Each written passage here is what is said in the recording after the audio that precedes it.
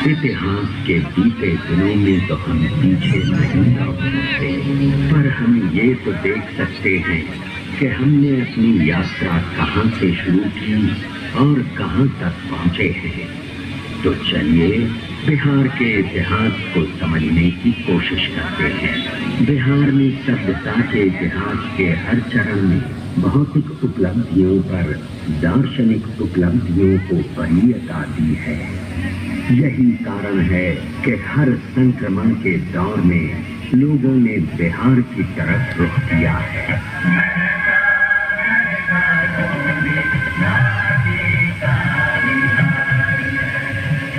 बिहार ने विश्व सभ्यता को पहला गणतंत्र तो दिया ही, विदेह राज जनक के रूप में पहला दार्शनिक राजा भी दिया। ये भी विश्व सभ्यता में एक अद्भुत उदाहरण है कि जिस बिहार में आस्तिक दर्शन का सूत्रपात हुआ, उसी भूमि पर जैन एवं बौद्ध जैसे अन्य दर्शनों का भी सूत्रपात हुआ। वर्चस्ववादी संस्कृतियों के विरोध में यहाँ से आवाजें लगातार बुलंद होती रही हैं। आइए चलिए बिहार की कहानी की शुरुआत करते हैं।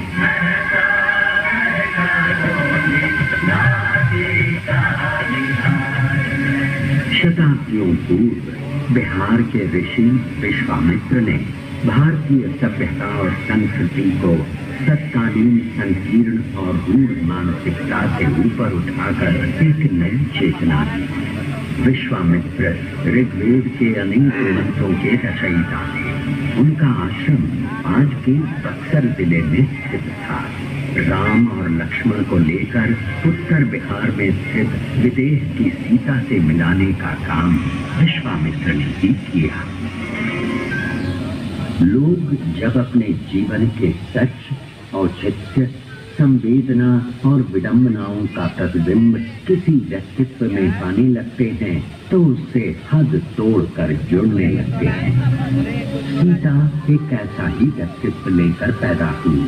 सीता ने अपने व्यक्तित्व से संपूर्ण नारी जगत को वो विश्वास दिया जहां उसे कभी अग्नि परीक्षा नहीं देनी होगी।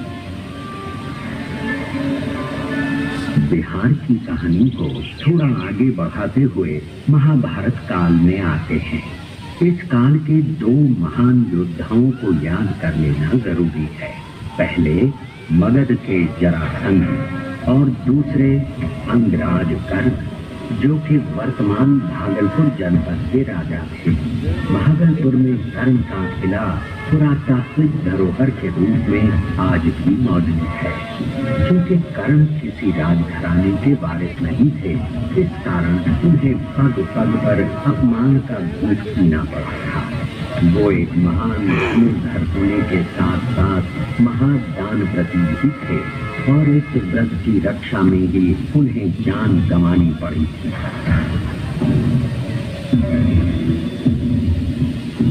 चलिए बिहार की कहानी को थोड़ा और आगे बढ़ाते हैं और ईसा पूर्व 6ठी शताब्दी में पहुंचते हैं। विश्व के इतिहास में ये वो दौर था जब पुरानी मान्यताओं को चुनौती दी जा रही थी। चीन में कन्फ्यूशियस, यूनान में सुकरात और भारत में बिहार की भूमि से महावीर और बुद्ध के दर्शन का नवोन्मेष हो रहा है।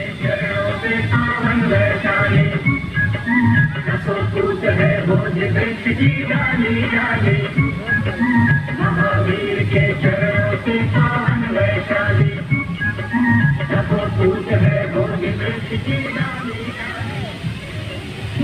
भगवान महावीर राजघराने में जन्म लेने के बावजूद बचपन से ही सांसारिक जीवन से विरक्त रहना चाहते थे। 30 साल की उम्र में वे घर छोड़ जंगलों में विचरने लगे और 12 वर्ष की कठिन तपस्या के बाद उन्हें आत्मज्ञान प्राप्त हुआ। इसके बाद उन्होंने पैदल घूम घूम कर लोगों को अहिंसा का पाठ पढ़ाया और जीने का तरीका बताया।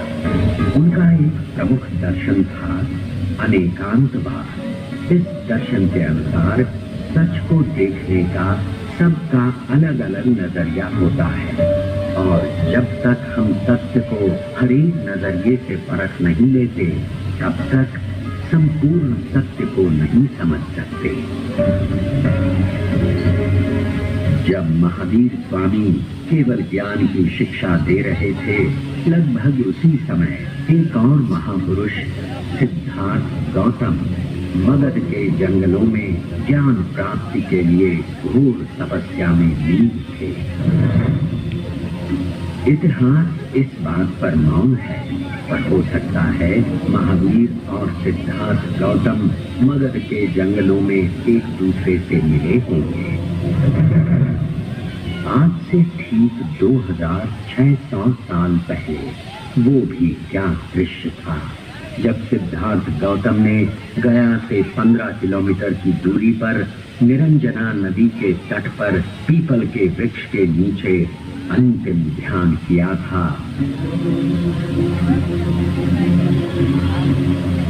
और माया के सम्राट मार ने अपने सारे दंजों को उन पर छोड़ा था और धरती उस संघर्ष की साक्षी बनी। संपूर्ण बौद्ध जगत में बोध गया कि इस जगह को यूं ही ब्रह्मांड का केंद्र नहीं माना गया है। बुद्ध ने बताया कि दो अतिवाद हैं, एक तरफ जीने का भोग और दूसरी तरफ आत्मदमन।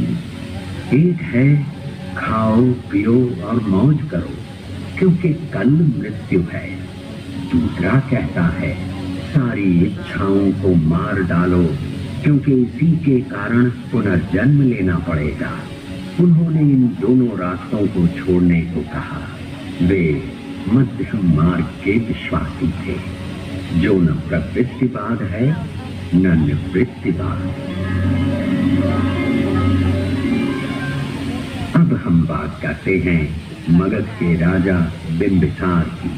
ईसा पूर्व 6वीं शताब्दी में देश छोटे छोटे जनपदों में बटा हुआ था, पर बिंबिसार के नेतृत्व में पहली बार मगध एक साम्राज्य के रूप में विकसित हुआ। जैन और बौद्ध दोनों राजा बिंबिसार को अपने करीब मानते थे। इन्हीं दिनों गंगा के उस पार वैशाली में लिच्छवियों का गणराज्य स्थापित था। वहां की आम्रपाली अपनी सुंदरता, नृत्य कला, गायन वादन के लिए विश्व प्रसिद्ध थी। भरपूर वैभव के बावजूद उसने बुद्ध की शिष्या बनना स्वीकार किया और अपनी संपत्ति संघ को दान में दे दी।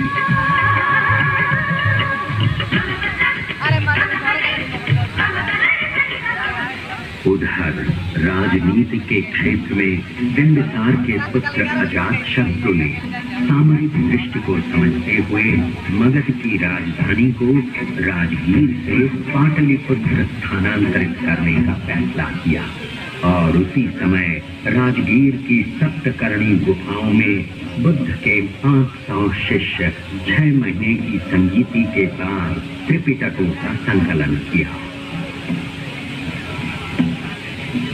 बिहार की कहानी को और आगे बढ़ाते हैं और ईसा पूर्व 3री सदी के पाटलिपुत्र में पहुंचते हैं। अरे ये क्या, यूनान का राजदूत मेगास्थनीस यहाँ प्रवासी जीवन बिता रहा है। गंगा तट का ये शहर करीब 9 मील लंबा है और 1.5 मील चौड़ा है, जो कि तत्कालीन रोम से कम 2 गुना बड़ा है। शहर चारों ओर लकड़ी की दीवारों से घिरा है। लगभग 570 बुर्ज हैं और आने जाने के लिए 64 दरवाजे बने हुए हैं। शहर के चारों ओर सुरक्षात्मक खाई है। लोगों की जो शानो शौकत है वो संसार में कहीं भी नहीं है। शासन की बागडोर चक्रवर्ती राजा चंद्रगुप्त मौर्य के हाथ में है और उनका मार्गदर्शन कर रहे हैं राजनीति और अर्थशास्त्र के आचार्य महापंडित चाणक्य।